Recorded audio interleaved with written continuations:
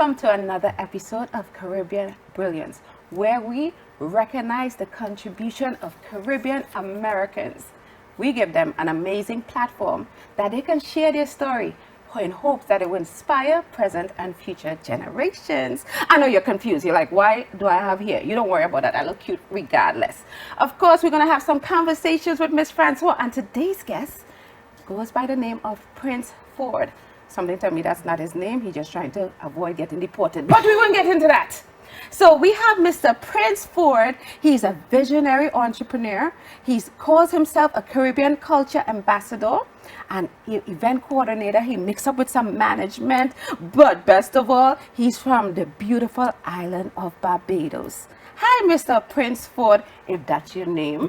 Thank you. Hello, hello, hello. How you doing? Wonderful. Thank you so much for joining me. So you're from Barbados? Yes. Okay, where from Barbados? I know they call it like parish or something like that. Yeah, St. Andrews. I'm raised more or less in St. Andrews. St. Andrews. That's like the country. They call that the country. The bush. Yeah. Okay, so most island people like the bush, the country. They get that. So you said, I know you mentioned that you came here when you were like 7. Yes. Right, but you go back and forth to your native country. Of course, yes. Oh, he want to do the accent, so we go let him slide because no one knows what Bajan's saying anyway. Right? So you coming at 7. Do you have any memories of when you were growing up there and coming to this big place? You're coming from a small island, like what, 200? I believe most of the time when you all leave your country, it almost sinks because there's barely anybody there. It's like 281,000 people. No, it's definitely I definitely have some. It's very small, but it's big still. Because once you like most islands and most places, once you are in your parish or your area, you stay there. You might know somebody's family, or you might know a last name, and then you're like, oh yeah, you're from up the gap and around the corner and down the street, and all right. It's one of those islands you could end up with your family member and your cousin and your cousin. No, I won't go that far. I won't go that far, please. But when you migrated here, like what was behind the whole thing of your family deciding to move to Barbados? Move from Barbados? Well, I guess there was the whole dream situation, American dream kind of vibe. So my dad came here first. He worked for a couple of years, and then my mother and me came. So my father was worked 7 days a week. The immigrant story. Yeah, every day. Left before I was wake up. Came back home late. But he made sure we ate dinner every night though, together. We always had dinner together. But how was that? Like, did you realize you all moved? You were excited? Yeah, you were it was confused? hot and then it was cold. Yeah. It was cold. So you came when it was cold. So how was that? First time I seen the first snow, and the first time doing all that stuff was really like whoa. That was a awesome. vibe. Yeah. Because I know a lot of times when people come from a small island, it's very hard to transition. Some people have to go through the accent. Making new friends tends to be hard. So do you have any challenges that you could remember? Definitely. When I was in school and they used to say, like, how much is 2 + 1? You say tree. And I had to change. So I lost my accent quick. Yeah. You know what I'm saying? So after I got teased a little bit, I did lose my accent. And then, but I still, love my culture, but yeah. I definitely had to lose a tree, Tree? I had to go over to a 3 instead of a tree. But it's always amazing how people have these stories. But that's awesome. So a lot of people might not know you because you tend to be behind the scenes. 100%. So this is like new for you being here. So you hear it on Miss Francois first. You see, I get him to come out of his shell and sit here with me. So that's a big deal, people. You're welcome. So we're gonna find out some of the amazing things you do. So first I'm gonna mention your partner with Caribbean Elite Magazine. Yes. Partner in Caribbean Music Awards. Yes. You own 2 restaurants called CZEN Restaurant. Is in New Jersey and New York. Brooklyn, yeah. So before we even get into all those things, because you hear all the stuff you're already doing, I want to even go back a little further. That a lot of things that you do is with the Caribbean, keeping I guess, this is why the reason you're on the show. It's all about Caribbean culture. Like, what is your why behind doing some of these things that you do? I just love my culture, and I always wanted to see it grow. I always wanted to see things in this best form. Like since college, even with my like if I see a talent, somebody that did poetry, somebody did music, I'd be like, yo, I'll manage you. Like I used to always do that, and it's like, yo, I'll help you push you. So I get, I'll make print up CDs and give it out like my DJs. I give out the music all around upstate New York, and or my boy that did art, or my other boy that rap. Like I just tell people about it. I was always a mover, like always like to communicate and connect people. So that was always my thing. Always. So that always brings me to, you said you had a degree in early childhood development. Now someone hearing, okay, I have a degree in that. How that comes in with, well, I'll promote your CDs and. No. See, well, that was a kind of a scapegoat. Like I went to school for health. Okay, so that's something you wanted to do, because a lot of Caribbean parents is like, you're gonna do this because we kill ourselves to work hard. Well, I was always into sports. So when I was in high school, I was like, yo, I want to play sports. I want to do this or that, and I knew I wasn't going to the NBA. So I was like, you know what? I still want to be involved. So I was going into sports medicine or physical therapy. Okay. And then I lived in Brooklyn, so I wanted to get my state credit for the state SUNY schools. And Buffalo is the furthest school in New York with a physical therapy degree.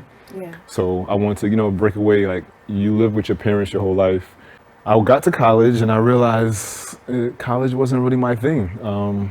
I love to learn and I love new things, but I realized early that I wasn't going to work in an office or work in a room or anything like that, because I came to New York a couple times and I saw people who were actually doing events and doing the things that I love, and that's what they did. That's it. So let me ask you a question, because after some parents be like, I send my child to school, I pay all this money. Now if someone is in college right now, someone young, you're now exploring life, you think you know what you want to do, and all of a sudden you're like, you know what, I want to help people do events and stuff like that. What would you tell someone, or what would be your advice to that person? Still get a baseline education, and still finish it and get your baseline education, because definitely having something to fall back on is important. That's, I didn't really have a fallback, but that's what pushed me to keep on going. So when I graduated, when I was doing the physical therapy, I didn't, go to school as much as I should have, and I didn't, get my grades as high as I should have. Yeah. So I wanted to graduate, and I was like, you know what, let me just graduate. So I like kids, and I was always into kids, helping, like nurture kids, and I was always into the child too. So I was always like I said, that free spirit thing. So I said, let me do something that, if I needed to get a degree, I could do something that I could fall back on. Right. So I said early child development. That makes sense. That's a good advice. I thought you'd be like, nah, just jump out of school and go after your dreams. So I'm glad you said something along those lines, because sometimes it sounds cute and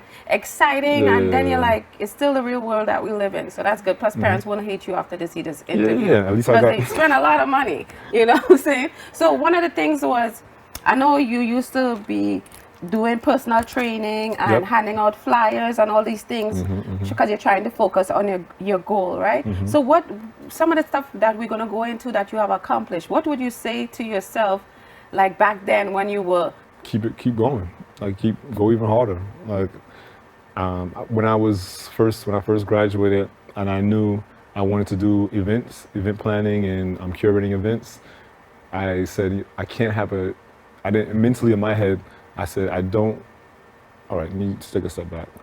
What brought me into that scenario is seeing people in the workforce, and I saw a lot of people just hated what they were doing, and they were just tired all the time, and they had less energy. And from a young age, I saw that. I'm like, I don't want to do that. I want to do what I want to do. Like, I want to do what I love. You're like, I don't want to be held long with a full-time job.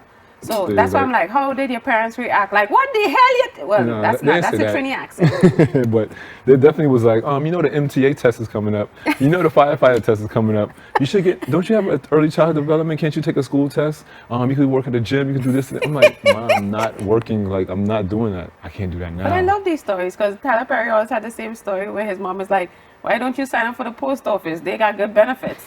You know, Yeah. I'm sure she's glad he didn't do that after all. But so let's talk about one of the things, and you could feel free, like when you come to the end, to tell me some additional stuff you might be into. So which one came first, the restaurant or the magazine? Well, the restaurant, definitely. So food. It's like you going from one thing to the next. So food, because a lot of time when people start to decide they want to have a restaurant, a lot of time people say how it feels. It's not a good idea when you're dabbling with food. It's not like candles where you could have it there for like a year. So what made you say, I want to open a restaurant? And I definitely want to know, because this restaurant is CZEN, and it's called CZEN. Trying to be fancy. I know you're trying to sound different. So tell me the whole premise behind this restaurant. Well, remember, we came from doing events for like 2 decades. So we have a major list of tons of people that grew with us. So, you know, as you grow, you still do a couple of events here and still do events, but now you want to have other things for them to do. Like when you have a database of people that support you, because we were like Showcase Entertainment, Empire Entity, ended up being a restaurant. So is that one of those places you might have like your after party or certain events, or it's just particular events you have there? No, right now we kind of keep it a restaurant. Keep it a restaurant. And how long you all started the restaurant, and you opened both at the same time? So that's the other thing. Like a lot of things open. So it was just before the pandemic or during? We opened in February, Super Bowl Sunday, and closed March 15th. The whole world shut down. Okay, so what was the first thing came across your mind? Like, Lord God, my investment, my money. What am I going to do? This was not a good idea. Wow. The devil. Well, like, who did we blame? No, that was a crazy experience. We thinking everything's good, packed every day, everybody coming out. We were packed, like, because remember, like we said, we are promoters. Right. So we got everybody coming out, things are pumping, things are going. Then all of a sudden, hey, there's this case here, there's a case here, there's a case here. We're like, what is this thing going on? Oh my God. They say, yo, you might have to shut down. It's like, shut down. We just opened 2 weeks ago. We was like, yo, what are we gonna do? Because we just, we bought all this liquor, we buy all this food, we had our liquor license, we had everything. So we just started taking stuff from the restaurant to eat. We were like, like, yo, let's go and take some of the meat. Let's take some of the bread. Let's take. That's crazy. It's just sitting there for like, it's just sitting there. So we but so this is the stories that I like. So what kept you all going?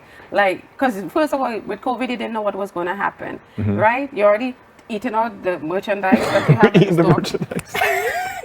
Eating the bread, the chicken. So then, okay, so what was the plan? You all started to put a plan in place when you see COVID starting to lift. You was like, yeah, we could do this, or most likely this is not going to open. Like, how did it? We knew it wasn't going to be forever. We were like, this can't be forever. Like, there's no way there's something that shut down the world. Right. And it's going to be like that forever. Nah. You have a good attitude. Yeah, we was always positive. So we just kept on paying the rent. From this whole thing, that experience with the restaurant, I'm hyped. We're running things. We're packed. We got to eat the bread. I got to close down. What did you learn from that? Always be ready to pivot. Like, always be ready to, you have to. That's one thing about life, period. We've learned how to pivot. So before we went on break, we were talking about pivoting, about the restaurants that he owns, New Jersey.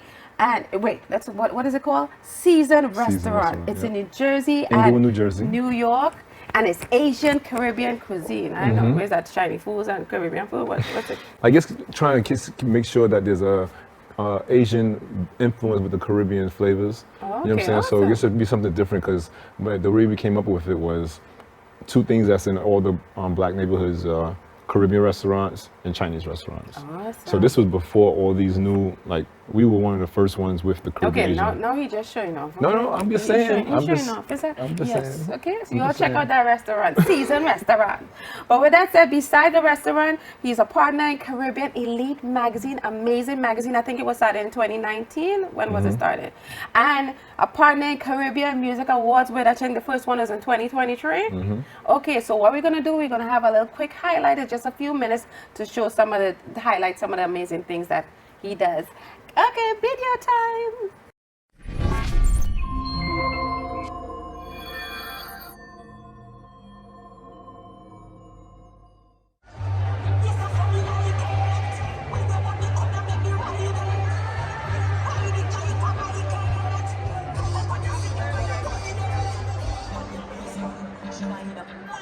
as a queen of dancehall, I always try to represent for the genre, represent for the culture. And here at the Caribbean Music Awards, that's exactly what I'm here to do.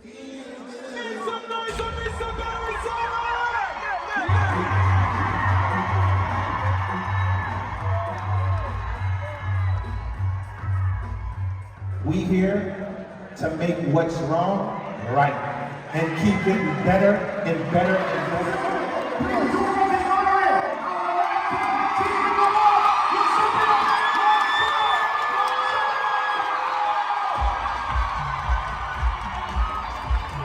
I feel very honored to receive a Lifetime Achievement Award before I hit my half century. Something good is gonna happen in this year, and I am grateful that I made it here. Yesterday's gone and a new day has appeared, and we are grateful that we made it here. If you're grateful, just clap your hands. Alison Hines, the soca queen, paints the world with vivid colors of Caribbean culture through her mesmerizing music. As a young artist with Square One, she captivated audience, carving her unique path in the soca realm. Remarkable journey and her lasting influence on Jamaican music and culture. 1964, when I walked on stage for the first time, and we're talking about before 90% of the entire theater was born.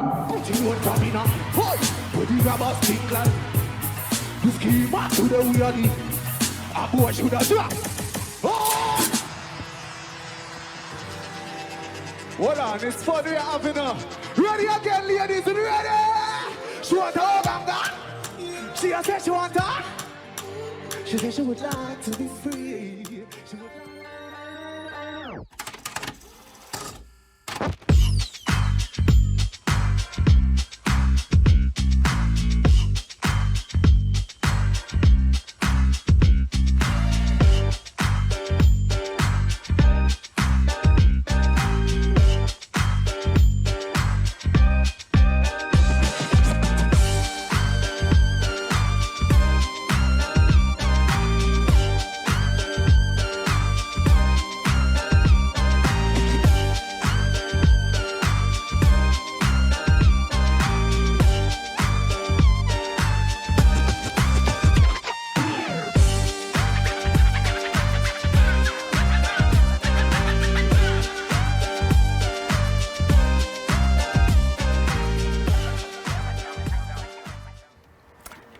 Did you see Miss Francois in Caribbean Elite magazine? I looked amazing. Thank you. Just want to make sure you all saw that. I do big things still. So the number one thing after seeing that video, now people know what you're behind. So first thing I want to talk about is Caribbean Music Awards. Like why and why now and how come? And so many questions I have about this. But start with like why now and how come? Why now? I think why not now is the question. It's been people have been doing award shows for years, and it's been they've been celebrating people, but we said why aren't we on TV? Like why aren't we celebrated in a bigger way? Like why aren't our red carpets? We said, you know what, we're gonna allow people to see what they can be and paint that picture for them.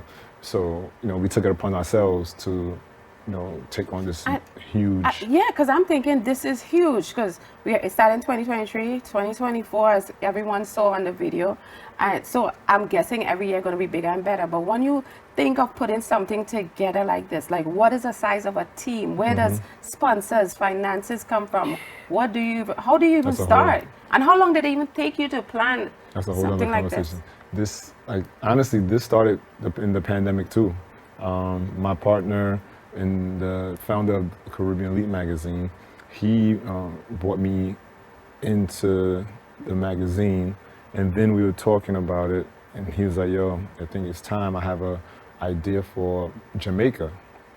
So we were scouting in Jamaica, we were doing, talking to people to do like renders and venues and talking to the government, and nothing, like everything took so long. Like Right. it was just taking forever to get any kind of word back, any kind of action. So we were like, what's going on? And then pandemic hit. Right.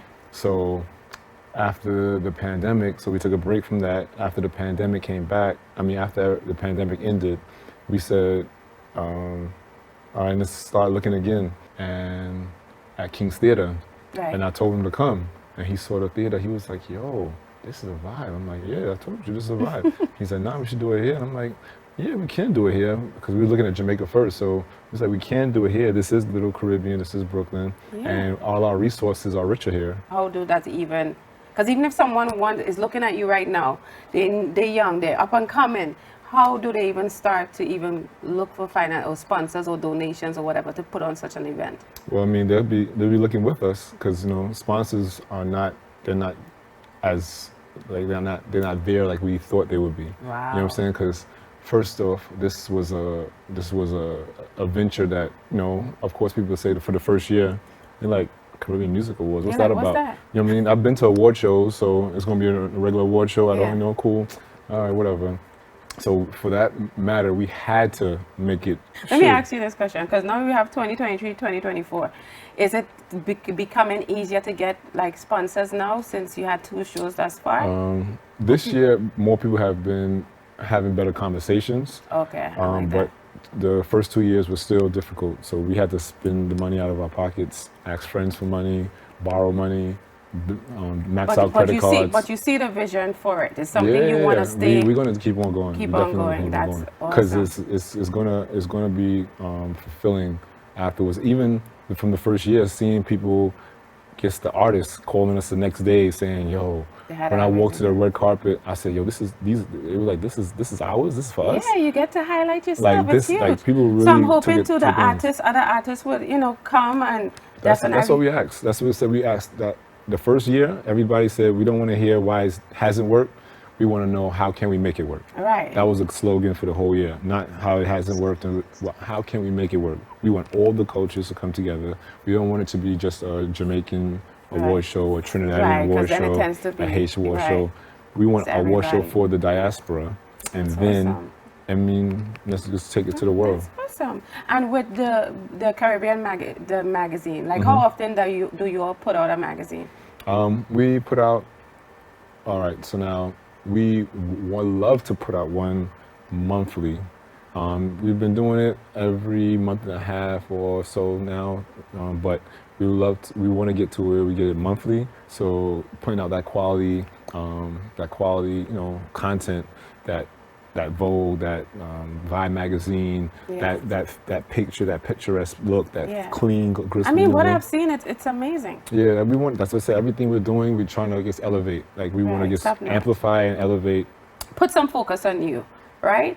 And the reason for that is it's not a lot of people doing what you're doing. And I don't even think sometimes you all understand the impact that you all are having in the Caribbean. And it's nice when people could hear it from you, hear it from the person behind the scenes, and even you speaking now, giving your input coming from where you come from. Because a lot of people coming from the Caribbean is like, I can't do that. My island is this. No one's going to see me. No one understand my accent. But any and everything is possible. So we wanted to just present you with this little token, and it is this amazing cup.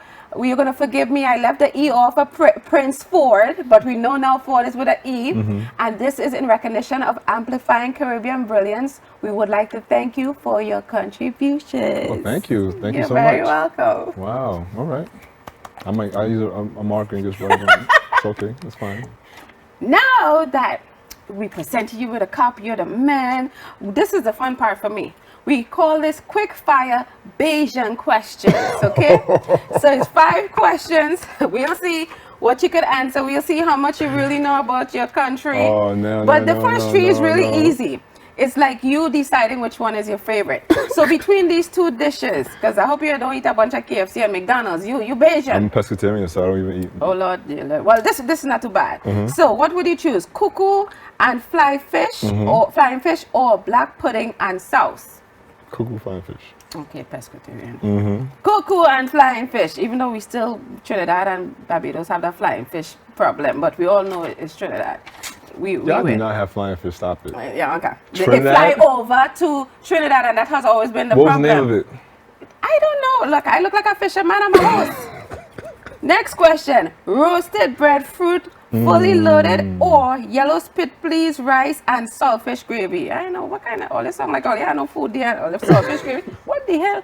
Okay. No, but fully loaded, the breadfruit fully I loaded? get, yeah, fully loaded. I love roasted breadfruit, but I'm not sure what they meant by fully loaded. So I'm not sure if there's any pork or anything on there, but if it's fresh roasted breadfruit and Okay, some fish. calm down. We don't have none here, sir. This is just questions. Okay, You get a okay. little excited. I mean, Which one would you rather, Harrison Cave or Haywood's Beach? Harrison Cave is fine. Hey, It's a actually, cool. no, but all right. It's a cool little like. So now these next two, which you're not gonna know, is sayings, right? Don't worry, I have the answer. Thank God. It starts with tongue and teeth.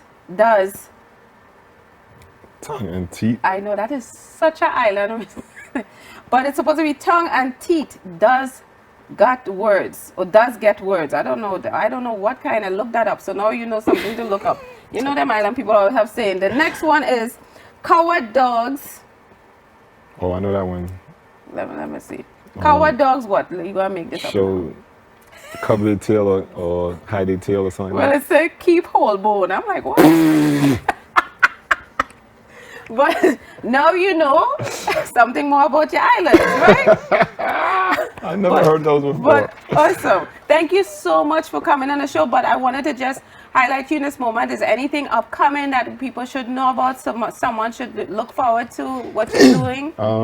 No, we launched the Caribbean Elite Foundation, which is going to be that's a nonprofit arm of the Caribbean Elite Night group. Yeah. And that will be like we're trying to amplify and through cultural events and educational programming and stuff like that with the youth and things. So we're going to be involved in a lot of different like upcoming. I love to shout out my partners in the award show, Monique and Dane, and you know what I'm saying, like just keep on going, guys. We here, so let's keep on going. Let's keep on knocking on those doors and breaking down walls. So and if someone want to connect with you, where can they connect with you? My Instagram is Prince of Showcase. My email, you can go email info@caribbeanelite.com. That's info@caribbeanelite.com. Any questions, anybody knows any sponsors that might want to jump on. Love the Caribbeans to step up and support is just for us, by us. So come in all the mom and pop stores, Digicells, the Caribbean Airlines, or this. If you come aboard, let's make it. Let's make Let's continue to keep it going. Let's go, man. Let's and go. Yes, all about Caribbean Americans. We're doing it. So with that said, thank you so much for being a guest. Appreciate it. That was smooth. I know, was because I'm nervous up amazing. front, but that was I'm smooth. amazing. It's really me that makes the show, and you just added bonus. I'm going to make sure and put all the highlights, social media, all the emails, everything, so you can make sure and contact Prince Forde. That's with an E at the end. Okay? Until we lime again, definitely check me out. All social media, Miss Francois. I mean, what is not to look at? Okay? Until we lime again.